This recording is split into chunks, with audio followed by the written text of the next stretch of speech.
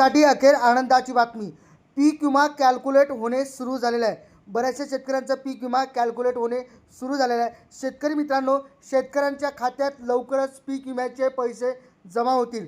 कारण जो पीक विमा कॅल्क्युलेट झालेला असतो तो 10 ते 15 दिवसात शेतकऱ्यांच्या बँक खात्यामध्ये जमा होतो. म्हणजे ज्या दिवशी जो आपला पीक विमा आहे तो कॅल्क्युलेट होतो तिथं आपले रक्कम दाखवते.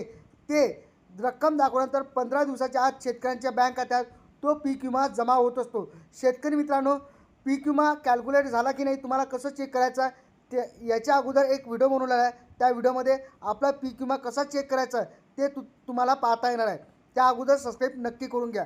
शेतकऱ्यांचं 2025-2024 मध्ये खूप मोठ्या प्रमाणात पिकांचं नुकसान झालेलं होतं. या पिकांच्या भरपाई मिळण्यासाठी राज्य सरकारकडून सुद्धा पीक विमा कंपनीने निर्देश दिले होते. अखेर आता तो 15 दिवसात काही शेतकऱ्यांचा आता पीक विमा कॅल्क्युलेट होत आहे, काहीचा 1-2 दिवसानं होईल.